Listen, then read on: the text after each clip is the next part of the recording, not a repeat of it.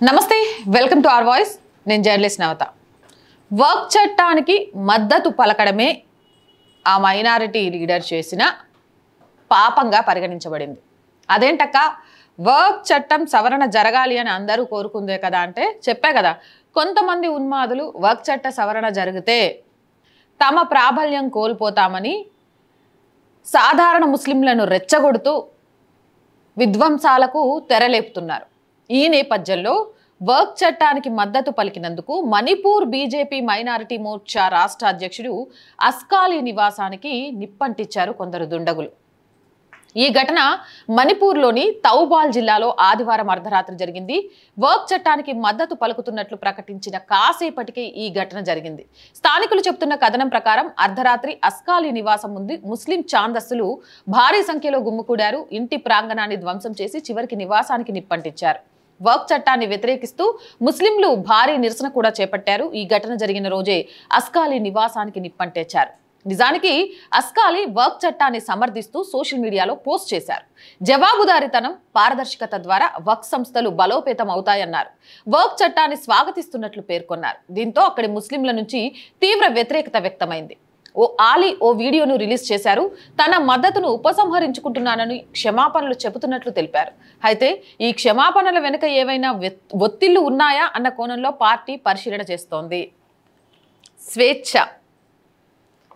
స్వేచ్ఛ ఎక్కువగా ఉన్న భారతదేశంలో నిజం వైపు నిర్భయంగా నిలబడాలి అంటే స్వేచ్ఛ కరువైపోతోంది గొంతు మూగబోతోంది ప్రశ్నిస్తే నిప్పు సెగలకు ఆహుతైపోతోంది భయం వణుకులో అబద్ధానికి మద్దతు తెలుపుతోంది అని చెప్పడానికి ఇంతకంటే ఉదాహరణ ఏం కావాలి మెజారిటీ హిందువులుండి భిన్నత్వంలో ఏకత్వంగా ఉన్న లౌకిక భారతదేశంలో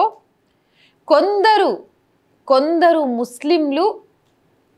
వాళ్ళను ముస్లింలు అంటం కంటే మతోన్మాదులు ఈరోజు రాజకీయ నాయకుల్ని కూడా భయపెడుతూ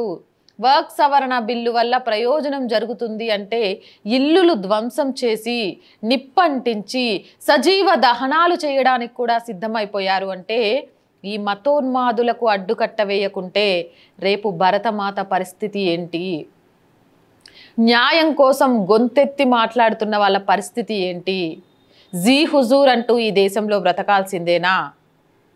అసలు దీన్ని ఎలా అర్థం చేసుకోవాలి మీరే చెప్పండి మీ అభిప్రాయం ఏదైనా నిస్సంకోచంగా కామెంట్ సెక్షన్లో తెలియజేయండి మోర్ వీడియోస్ కోసం ఛానల్ వెంటనే సబ్స్క్రైబ్ చేయండి ప్రతి వీడియోని మీకు తెలిసిన గ్రూపుల్లో షేర్ చేస్తూ ఉండండి ప్రతి కంటెంట్ని లైక్ చేస్తూ ఉండండి